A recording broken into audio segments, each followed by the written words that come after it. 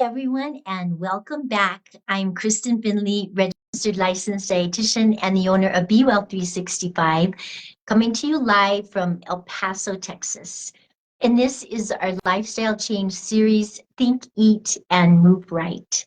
Today, today is episode number 6. It's called Move Right, and it is the last episode in this series, and we'll discuss number 9 and 10 on the agenda. You can find that on the handouts page under products on our website, bewell365.com. We'll spend today talking about exercise, physical activity, and relaxation and their importance in achieving a healthy mind and body. I hope you had a chance to download the 3 handouts, Increase Your Daily Movement, Metabolism Explained, and Relaxation Saves Lives. Again, it's on the handouts page under products on our website. The handouts make it easier for you to just understand the concepts of movement and relaxation, and there is a link to all 3 of them on our Facebook post from yesterday. Before we get started, I want to remind you that November is Diabetes Awareness Month, and we can't say enough about the significance of getting education about this highly manageable disease.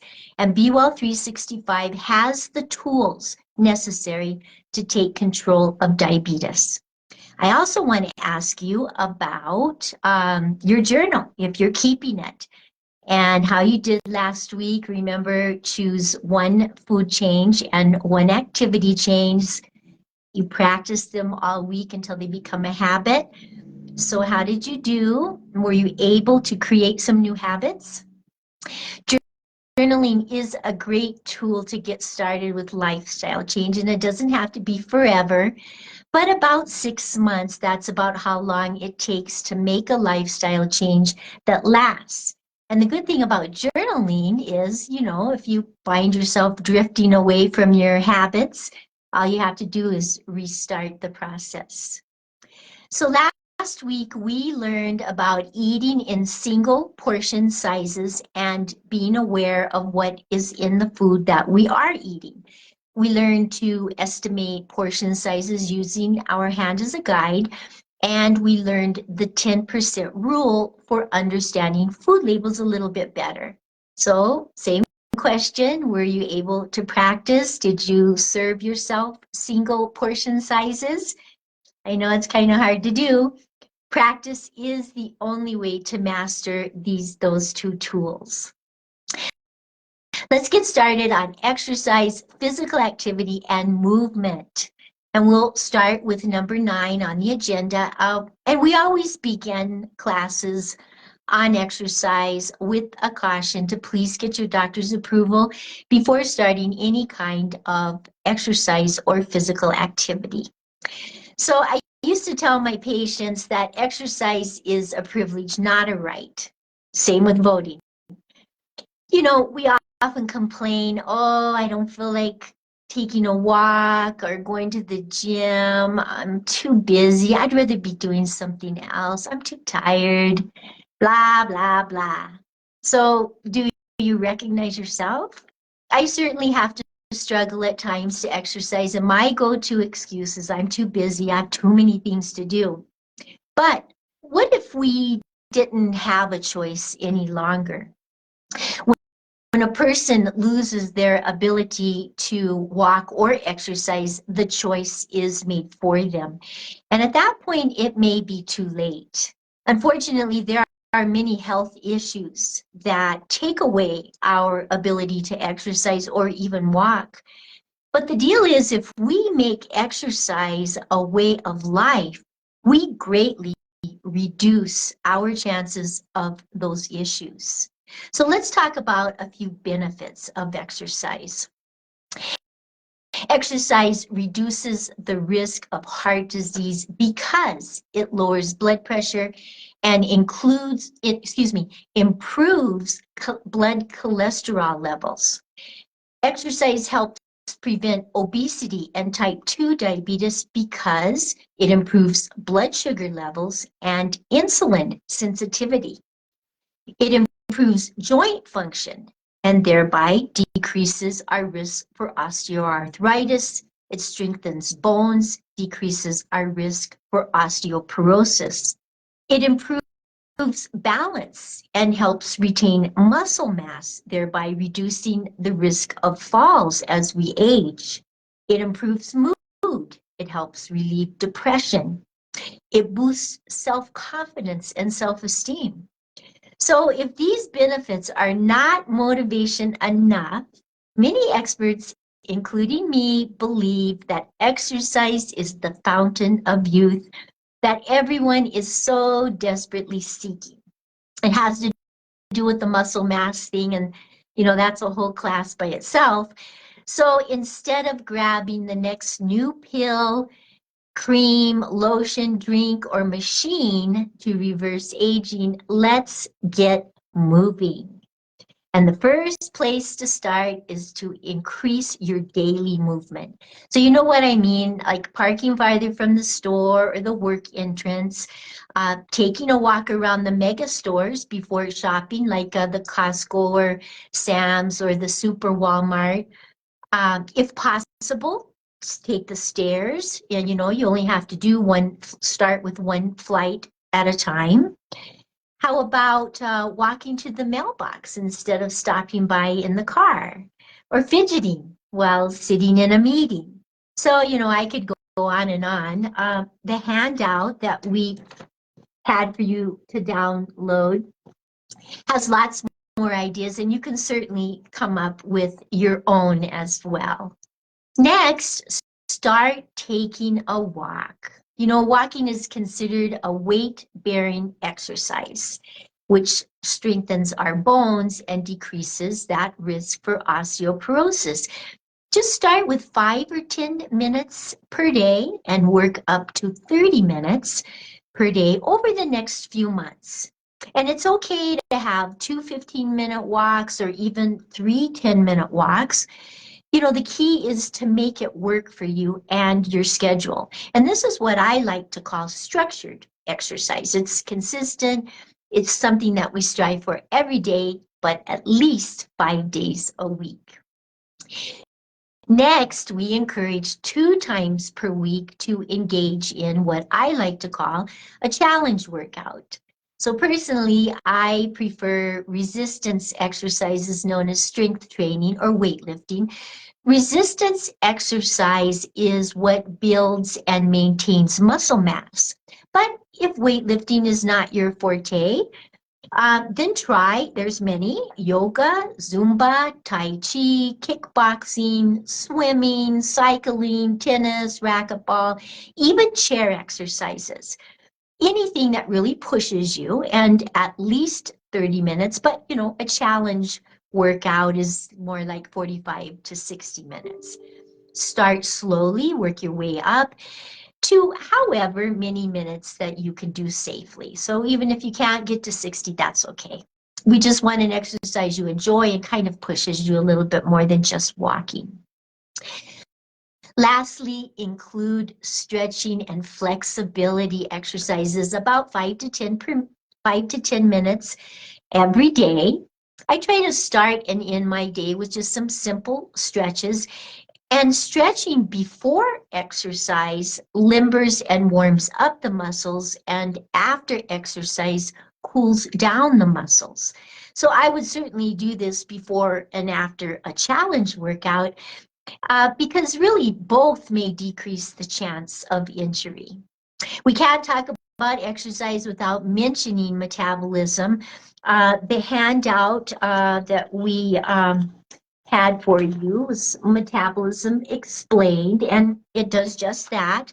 We all have different metabolisms, and some experts believe that there are a few ways to boost metabolism, which is what helps turn the body into a burning machine rather than a storage machine. I would like to wrap up the discussion on exercise and physical activities with a few comments on the topic of weight loss. Oftentimes, we equate exercise with just weight loss. Some experts believe that diet plays the primary role in the initial weight loss, and exercise plays the primary role in maintaining the weight loss. So we teach that weight loss is not the goal of lifestyle change, but rather an outcome.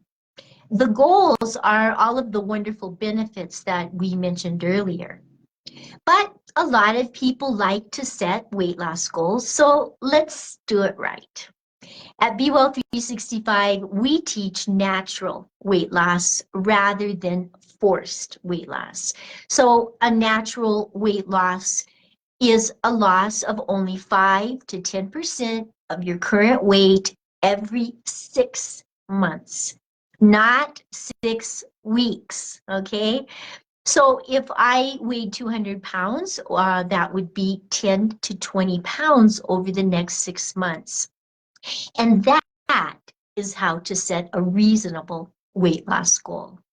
Let's move on to number 10 on the agenda, relaxation. So what relaxes you, and how often do you practice relaxation techniques? I forgot about our handout on the handouts page, of course, called Stress Reduction Techniques. And it has some very good ideas for relaxation and reducing stress. But, you can find tons of ideas by Googling either topic, relaxation or stress reduction, excuse me, and the benefits are endless. The handout, Relaxation Saves Lives, is an old handout, but I found it years ago, but I really like it. And I added my own little acronym, the word BLESS, to the conversation of relaxation. I don't believe that we can be truly relaxed unless we are a little bit joyful.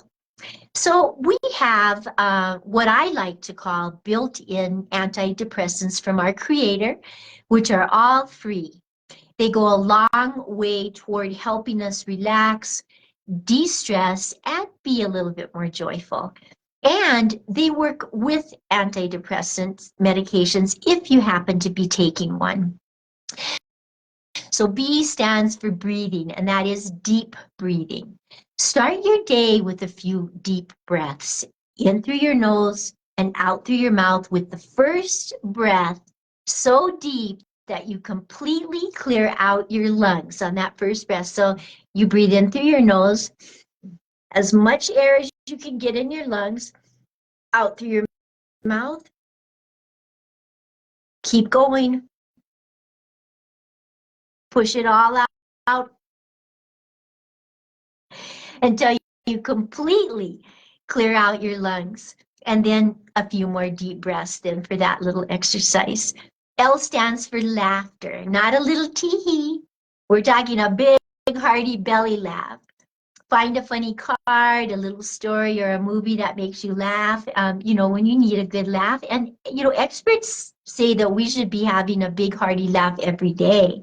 If you don't have anything to make you laugh, there's a handout, of course, on our website, and it's called A Little Humor, with a few funnies to make you laugh. And, you should start making a file. This is mine over the years of all the funny things I've come across, and I have some hilarious stuff. E stands for exercise, already discussed at length, and S stands for sunshine. Try for 10 to 15 minutes every day at the late morning if possible. And it has to do with vitamin D and our mental health. Lucky for us, we don't have any problem down here in El Paso getting enough sunshine. S stands for smile. If everyone smiled, we could change the world literally, not to mention what it does for us physically and mentally. Just Google it, and you are going to be so surprised when you see everything that smiling does for the body and the mind. It's pretty amazing. And there are 2 other activities that did not go with my little acronym of BLESS, but I added them to the handout, and they are hum and whistle. You absolutely cannot be in an ugly or sad mood when you're humming and you're whistling, but don't take my word for it, try it yourself. Let's review the resources on our website that will give you a deeper understanding to our two topics today of movement and relaxation. Starting with exercise and physical activity, of course, the two handouts in today's class, increasing movement, understanding metabolism, and additionally, there are two physical activity guidelines on our handouts page just to get you back into exercise. And really, the one from Health and Human Services is like 40 or 50 pages. It really goes into detail about exercise and what the guidelines are. And then a little one-page guideline from American Health Association. There are 3 full e-classes in the Journey to Wellness signature course on our website, which provide added detail on exercise, physical activity, and metabolism. So the first class is called Move It and Improve It. It's in the cholesterol management section of the course, and it explains the connection between exercise and HDL, the good cholesterol, which is the protector of the heart. And there is a simple exercise program in that class just to help you get started. The second class is Exercise with Attitude in the weight management section of the course, and that explains the concept of calories and how they're burned. And it takes a serious look at the change process and overcoming obstacles to making exercise a way of life instead of just something that we think we should do to lose weight. Let's see, the third class is called Why Can't I Lose Weight? And it's also in the weight management section of the course. It goes into more detail about metabolism and into habits that block our weight loss. It's pretty good eye opener. We have 2 video shorts on our YouTube channel at BeWell365 called Strategy to Start or Restart an Exercise Plan. And it's never too late to start exercising. And I do have this cool exercise packet. It's 7 handouts. Let me show it to you real quick. That just kind of provides a pathway to get you started. And if you're interested in that, just email me through the website and I can send it to you.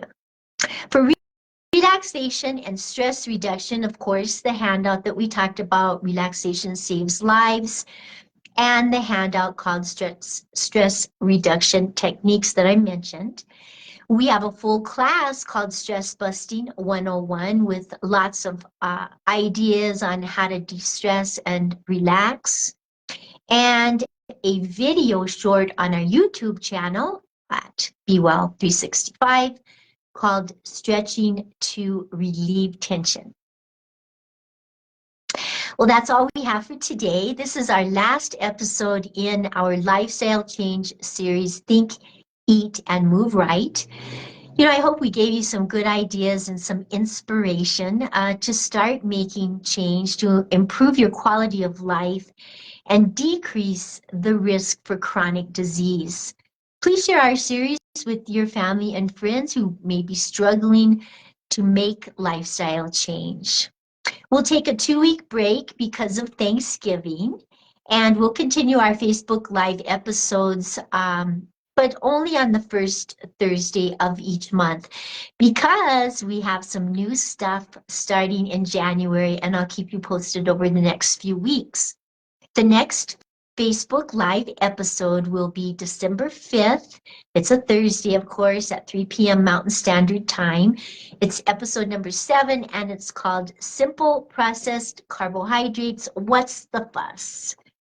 It's all about foods made with white flour and refined sugar and how they wreak havoc on our bodies and why we recommend whole grains. I'll be reminding you with some Facebook posts and provide some handouts for review before the episode. So I hope you have a wonderful day and a very, very blessed Thanksgiving day. Thank you for spending your time with us, and I'll see you in December. Bye for now.